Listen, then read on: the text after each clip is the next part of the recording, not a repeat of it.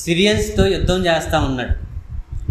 Israel దేశంలో నదర్న్ part of Israel దేశం అంటే నార్త్ సైడ్ ఇజ్రాయెల్ ప్రజలతో ఒక దేశం అటాక్ చేస్తూ ఉంటే సైన్యాన్ని అంతా కూడా దావీదు తీసుకొని యుద్ధానికి వెళ్ళాడు. ఆవిడ యుద్ధం చేస్తూ ఉంటే తర్వాత సమాచారం వచ్చింది దావీదుకి, ఎదోమీయులు వచ్చి అటాక్ చేస్తున్నారని. ఆల్రెడీ అక్కడ చాలా ఫైట్ హోరాహోరీ సాగుతుంది. అటువైపు సైన్యము ఇటువైపు శత్రు సైన్యం ఇద్దరు యుద్ధం చేస్తూ ఉన్నారు. చనిపోయేవారు చనిపోతూ ఉన్నారు. ఎవరు విజయం పొందుకుంటారో ఏమి ఇంకా తెలియని పరిస్థితిలో ఉన్నప్పుడు సడన్గా ఒక న్యూస్ వచ్చింది. ఏంటంటే వేరే ఒక దేశము, ఎదోమీయుల దేశము ఎప్పటి నుంచో చాలా పగబట్టి ఉన్నారు దావీదు మీద. దావీదు ఇజ్రాయెల్ పరిపాలించిన ఆ దేశం మీద ఎలాగైనా మట్టి కనిపించాలని వాళ్ళు ఏం చేశారంటే, సైన్యం అంతా ఒకవైపు యుద్ధానికి వెళ్ళిపోయారు కదా, ఇదే మంచి ఛాన్స్, ఇదే రైట్ ఆపర్చునిటీ మనకి దొరికేస్తారు వీళ్ళందరూ అని చెప్పి సౌత్ సైడ్లో ఉన్న దక్షిణ సైడ్ నుంచి ఇంకొక ఆర్మీ ఎదోమీయులు వచ్చి అటాక్ చేస్తూ ఉన్నారు. అప్పుడు దావీదు అనుభవంతో తను ఎంతో బాధతో అప్పటికే యుద్ధాలు చేస్తూ ఉన్నాడు దావీదు. దేవుడు ఆయనకి విజయాన్ని ఇస్తూ ఉన్నాడు. అయినప్పటికీ ఒక యుద్ధం తర్వాత ఇంకా అది ముగియక ముందే ఇంకొక యుద్ధం. మన జీవితంలో కూడా ఒక యుద్ధం, మన ఇంటర్నల్ బ్యాటిల్స్, మన ఆత్మీయ యుద్ధాలు చాలా ఉంటాయి. ఫైనాన్షియల్గా, లేక చదువు విషయంలో, లేక ఉద్యోగ విషయంలో, లేదా ఉద్యోగంలో మనకి ప్రమోషన్ విషయంలో, కుటుంబ సమస్యల విషయంలో ఏ ఒక యుద్ధాలు మనము పోరాడుతూ ఉంటాం. దానికోసము ప్రార్థన చేస్తాము, అది ఇంకా బయటపడకముందే ఇంకొకటి వస్తూ ఉంటుంది. సో ఆ టైంలో మనం ఏ విధంగా రియాక్ట్ అవ్వాలి అనేది మనం ఈరోజు నేర్చుకోవడానికి ప్రయత్నం చేద్దాము. దావీదు ఏ విధంగా రియాక్ట్ అయ్యాడు. మొదటి వచనం మనం చూసినట్లయితే 60వ కీర్తన, దేవా మమ్ము విడనాడి ఉన్నావు, మమ్ము చెదరగొట్టి ఉన్నావు, నీవు కోపపడితివి, మమ్ము మరలా బాగు చేయుము. నీవు దేశమును కంపింపజేసి ఉన్నావు, దాన్ని బద్దలు చేసి ఉన్నావు, అది వణుకుచున్నది, అది పడిపోయిన చోటులు బాగు చేయుము. దావీదు ఏం చేశాడంటే, ఓ పక్క ఇజ్రాయెల్ దేశము ఒక సైన్యము అటాక్ చేస్తూ ఉంది, కింద నుంచేమో దక్షిణ సైడ్ నుంచేమో ఎదోమీయులు అటాక్ చేస్తూ ఉంటే ఆడు కూర్చొని ప్లాన్ చేయలేదు. ఇంకా మొదటగా తను చేసిందంటే దేవుడి దగ్గరికి వెళ్ళిపోయాడు. Is honest with God. ఏంటి దేవా, ఒక యుద్ధము జరుగుతూ ఉంటే మరొకరు వచ్చి అటాక్ చేసేస్తూ ఉన్నారు, నేను ఎలాగా మా సైన్యం ఎలా ఎదుర్కోవాలి, నువ్వు ఎందుకు మమ్మల్ని విడిచిపెట్టేసావు అని దేవుడితో తేల్చుకుంటాడు అనమాట. అంతే కదా, ఎవరితో గొడవ వస్తే వాళ్ళతో తేల్చుకోవాలి, అంతేగా. ఇప్పుడు నాకు ఎవరికైనా సమస్య వచ్చిందనుకోండి, నేను ఆ వ్యక్తితో వెళ్ళి తేల్చుకోకుండా వేరే మీడియేటర్స్ని పెట్టుకుంటే ఏమవుతుంది, ప్రాబ్లం ఇంకా పెద్ద అవుతుంది. ఈ రోజుల్లో ఎలా ఉందంటే, మనం ఎవరితోనైనా ఒక సమస్య వస్తే ఆ వ్యక్తితో మాట్లాడకుండా వాళ్ళ ఫ్రెండ్స్తోనో లేకపోతే చుట్టుపక్కల వారితో మాట్లాడినప్పుడు వీళ్ళు ఏం చేస్తారు, వారితో వెళ్ళి చెప్పమని సాల్వ్ చేయమని మనం చెప్తే ఇంకేం చేస్తారు, కొంచెం మసాలా యాడ్ చేస్తారు. మసాలా యాడ్ చేసి ఉన్న చిన్న సమస్యను కూడా ఇంకా పెద్ద చేస్తారు. మనకి వేరే వ్యక్తికి కొంచెం ప్రాబ్లం ఉంటే ఆ ప్రాబ్లాన్ని ఇంకా పెద్ద చేస్తారు.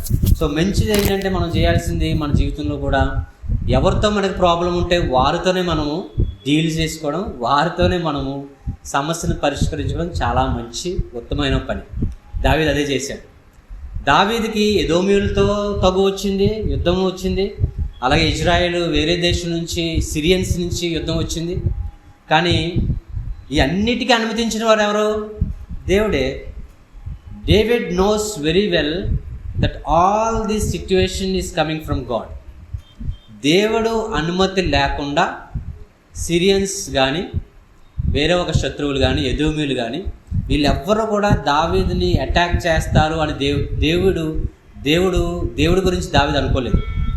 అంటే దావీదు అనుకున్నది ఏంటంటే, నాకు వచ్చే సమస్యలు ఏదైనప్పటికీ, అది యుద్ధాలైనా, ప్రాబ్లమ్స్ అయినా, ఫ్యామిలీ ప్రాబ్లమ్స్ అయినా, ఏదైనప్పటికీ అది దేవుడు అనుమతిస్తేనే, then God allowed these things to happen, it will happen. ఎందుకంటే దేవుడు ఎప్పుడు కంట్రోల్గానే ఉంటాడు. అది మనం నేర్చుకోవాలి. God is always in control. మన సమస్య ఎవరి నుంచి వచ్చినా, ఏ పరిస్థితి గుండా మనం వెళ్ళినా, అది దేవుడి అనుమతి లేకుండా జరగదు. ఒప్పుకుంటారా?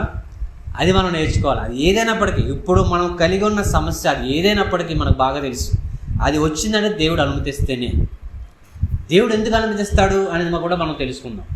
దేవుడు అనుమతిస్తే తప్ప మనల్ని ఎవ్వరూ ముట్టలేరు, మనల్ని ఎవ్వరూ ఏమీ చేయలేరు. దేవుడు అనుమతిస్తే తప్ప, వారికి పర్మిషన్ ఇస్తే తప్ప మనల్ని మనల్ని అటాక్ చేయలేరు. అది ఏదైనా కూడా, పరిస్థితులైనా మనుషులైనా, అది ఏదైనా కూడా. అది దావీదుకు బాగా తెలుసు కాబట్టి ఎదోమీయులతో వెళ్ళి మాట్లాడలేదు, లేదా సిరియన్స్తో వెళ్ళి మాట్లాడలేదు, డైరెక్ట్గా దేవుడితోనే తేల్చుకోవడానికి వెళ్ళాడు. చెప్తా ఉన్నాడు 3వ వచనంలో, ఈ ప్రజలకు నీవు కఠిన కార్యములు చేసితివి, తూలినట్లు చెయ్యు మద్యమును మాకు త్రాగించితివి, సత్యము నిమిత్తము ఎత్తిపట్టుటకై నీ యందు భయభక్తుల వారికి నీవు ఒక ధ్వజమునిచ్చి ఉన్నావు. ధ్వజము అంటే ఒక బ్యానర్ లేక ప్రామిస్ అనుకోవచ్చు.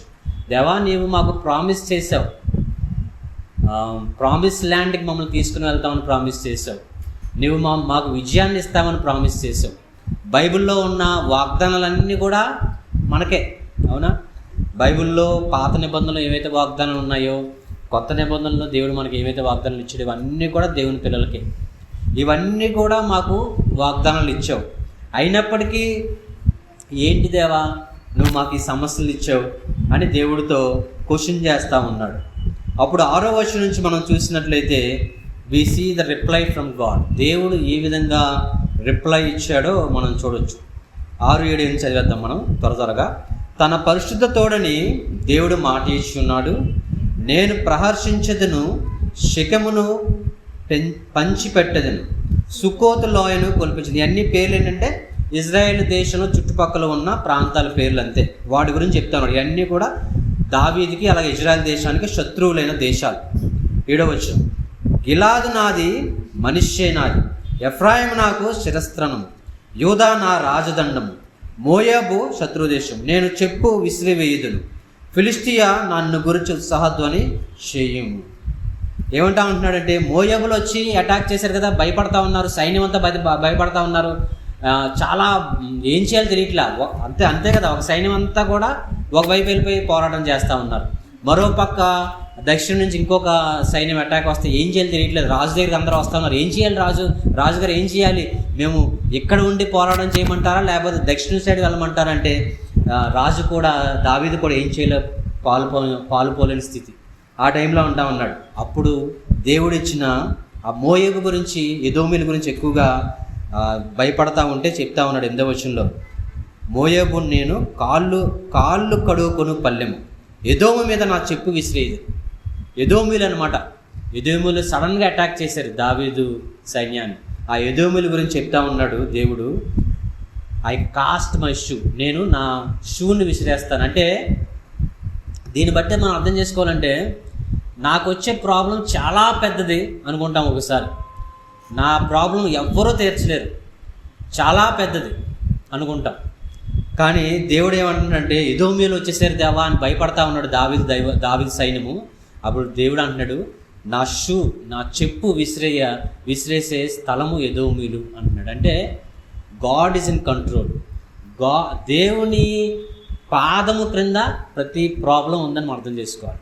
What ever problem we have, how much big it is, ఏ సమస్య అయినా కూడా దేవుని దృష్టిలో చాలా చిన్నది. మనమే దాన్ని పెద్దదిగా భూతద్దంలో చూసుకొని, ఇది నా సమస్య ఎవరు తీర్చలేరు, నా బాధ ఎవరు తీర్చలేరు, ఎలా వస్తుంది, చాలా పర్మిటేషన్స్ కాంబినేషన్స్ కింద మనం చాలా లెక్కలు వేసుకుంటూ ఉంటాం. ఈ ప్రాబ్లంని ఇలాగైతే అయినా సాల్వ్ అవ్వదు, ఇలా ప్రయత్నం చేసినా సాల్వ్ అవ్వదు, ఇలా ప్రయత్నం చేసినా సాల్వ్ అవ్వదు, వాళ్ళు చెప్పినా సాల్వ్ అవ్వదు. వాళ్ళు ఏం చేయగలరు, ఎవరు ఏం చేయలేరు. ఈ ప్రాబ్లం, నా ప్రాబ్లం ఎవరు తీర్చలేరు అనుకుంటాం ఒకసారి. బట్ ఎనీ ప్రాబ్లం దేవుని దృష్టిలో అది ఆయనకి చాలా చిన్నది, ఆయన కంట్రోల్లో ఉంటుంది. God is in control.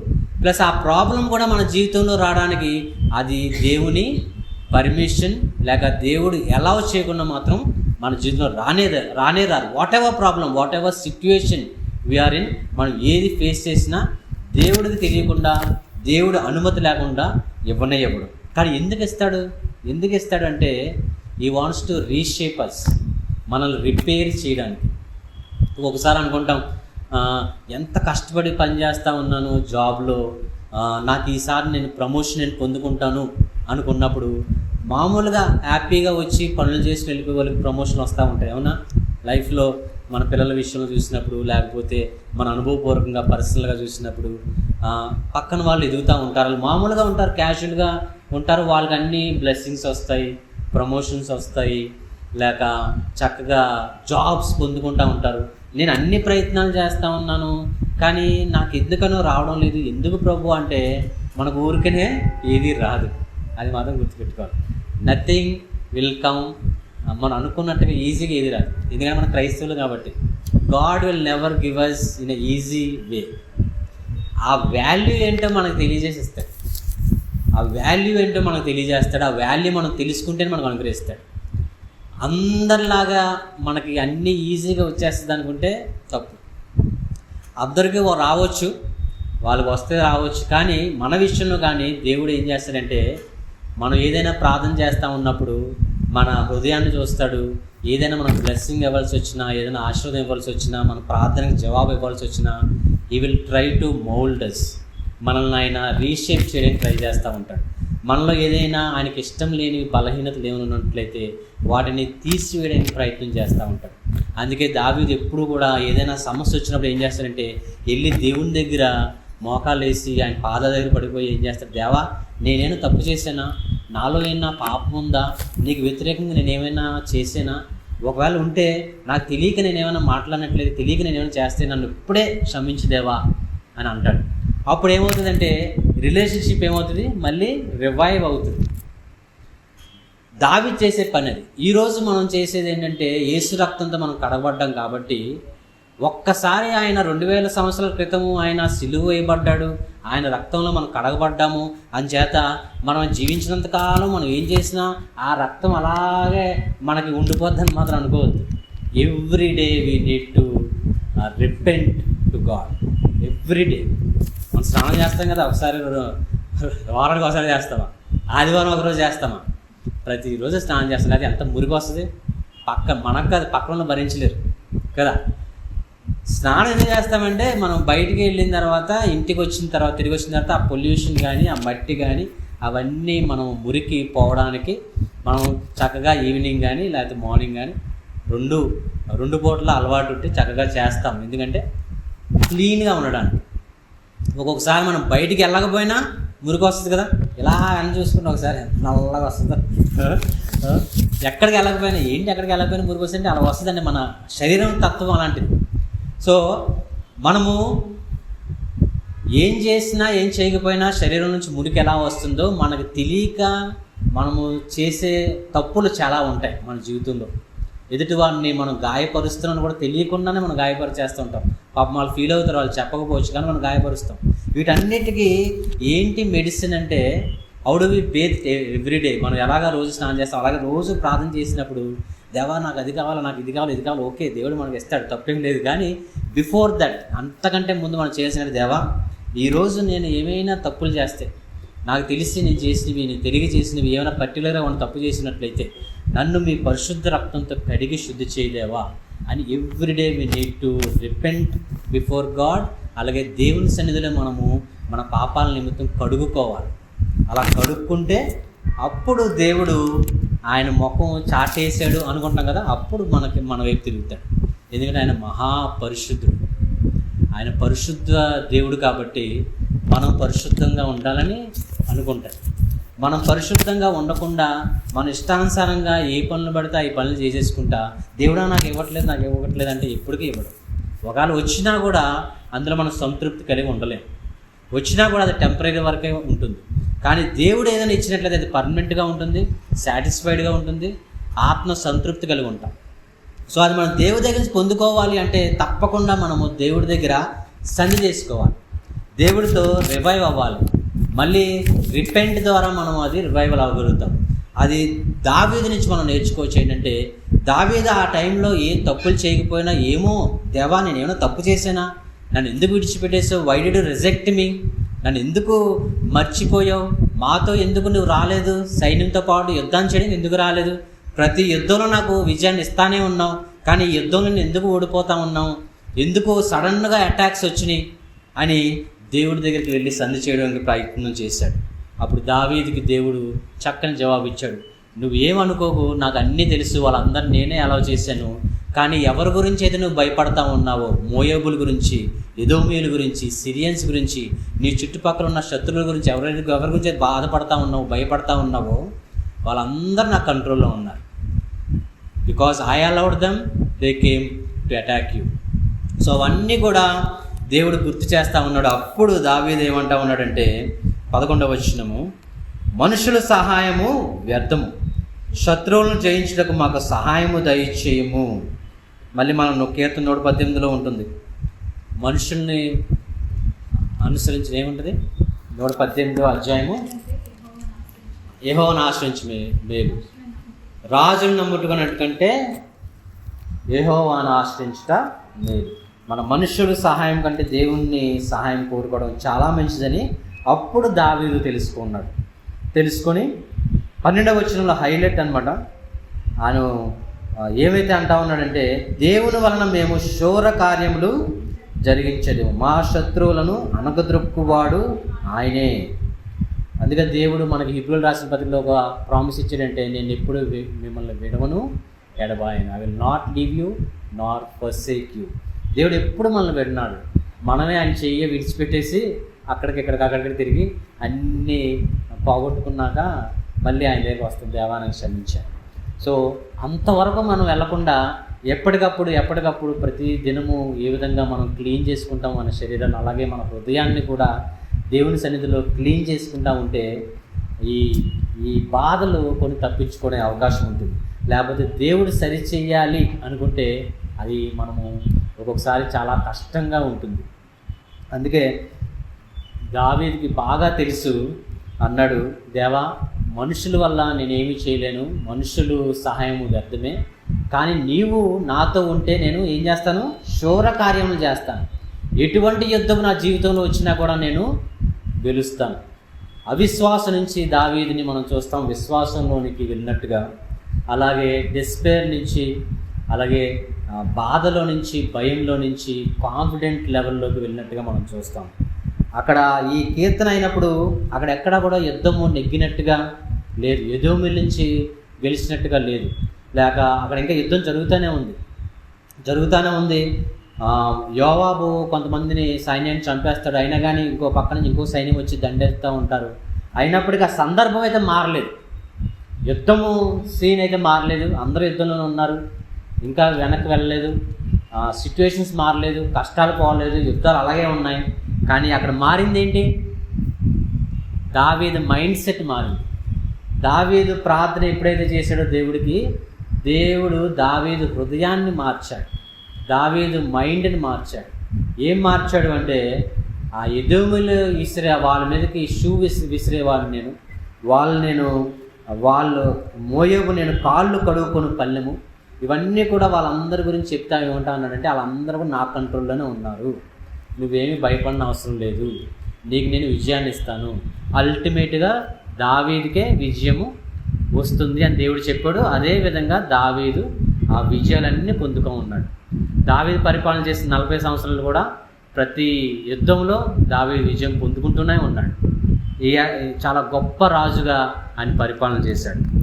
మన జీవితంలో కూడా మనకి ఎన్నో యుద్ధాలు వస్తూ ఉంటాయి, ఎన్నో సమస్యలు వస్తూ ఉంటాయి.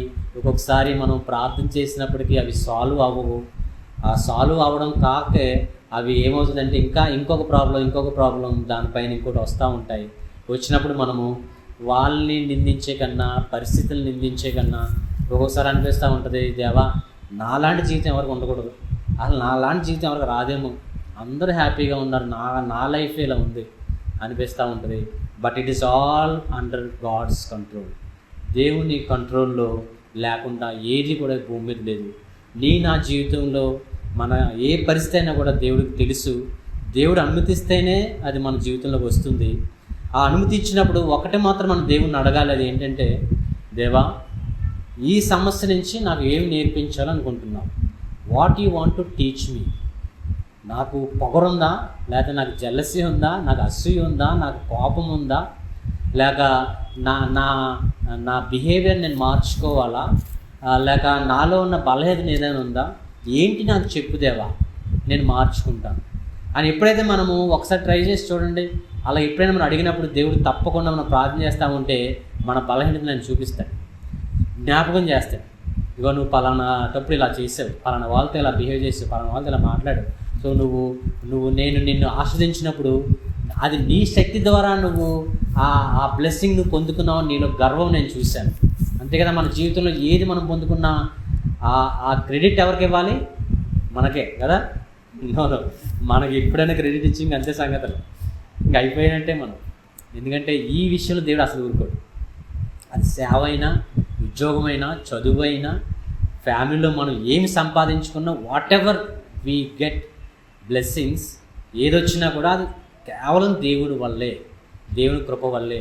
దేవా నీకే మహిమ అని ఒక్క మాట మనం దేవుడికి ఇవ్వకుండా నా వల్లే, నా శక్తి వల్లే అని లోకస్తులు అనుకుంటారు. అలా మనం అనుకుంటే మాత్రము మనం ఇంకా ఆ విషయంలో దేవుడు ఊరుకోడు. దేవుడు మనకి ఇచ్చినప్పుడు ఆయన ఇచ్చిన మనం ఆ క్రెడిట్ దేవుడికి ఇచ్చేయాల్సిందే. దేవుని బట్టి నేను ఈ స్థితిలో ఉన్నాను, దేవుని బట్టి నేను ఈ విధంగా మాట్లాడగలుగుతున్నాను, దేవుని బట్టి నాకు దేవుడు ఇది కొనుక్కులా చేశాడు, దేవుని బట్టి నాకు ఉద్యోగం వచ్చింది, దేవుని బట్టి నేను చదువుకోగలుగుతున్నాను, దేవుని బట్టి నాకు ఈ ఫ్యామిలీ దేవుడిని ఇచ్చాడు. ఏదేమైనా దేవుని బట్టే. అది కాకుండా నా బట్టి, నా తెలివితేటలు బట్టి, నాకున్న టాలెంట్ బట్టి, నాకున్న స్కిల్ బట్టి అనుకుంటే మాత్రం దేవుడు చూస్తూ ఉంటాడు, ముట్టుగా వేస్తాడు. సో ఏదైనా మనం నేర్చుకున్నా, వాట్ ఎవర్ స్కిల్ టాలెంట్స్ మనకు ఉన్నా కూడా బికాస్ గాడ్ గివెన్ us, అది మాత్రం మర్చిపోకూడదు. దావీదుకు బాగా తెలుసు, దావీదుకున్న స్కిల్స్ నాకు తెలిసి చాలామందిలో లేకపోవచ్చు. ఈజ్ ఎ స్కిల్డ్ వారియర్, చాలా స్కిల్స్ ఉన్నాయి, చాలా టాలెంట్స్ ఉన్నాయి. ప్రతి ఇన్స్ట్రుమెంట్ వాయించగలడు, లిరిక్స్ కంపోజ్ చేయగలడు, పాటలు పాడగలడు, ఏ సాంగ్నైనా ఎలాగైనా వాయించగలడు, కొత్త కొత్త సాంగ్స్ని ట్యూన్ చేయగలడు, గొప్పగా పరిపాలన చేయగలడు. అందరూ యునైటెడ్గా తీసుకొచ్చి ఇజ్రాయెల్ దేశాన్ని యునైటెడ్గా పరిపాలన చేశాడు. అలాగే దేవుడికి భయభక్తులు కలిగి జీవించాడు. ఎక్కడ కూడా దావీదు మనం చూసినట్లయితే ఆయన ఎప్పుడు క్రెడిట్ తీసుకోలేదు. ఎన్ని టాలెంట్స్ ఉన్నప్పటికీ ఈ just give the credit to God. అది ఒక్క సీక్రెట్ దావీదు నుంచి మనం నేర్చుకోవచ్చు. అది మనం చేయగలిగితే మన జీవితంలో దేవుడు మనకు బ్లెస్ చేస్తూ ఉంటాడు. మనం దేవుని సన్నిధిలో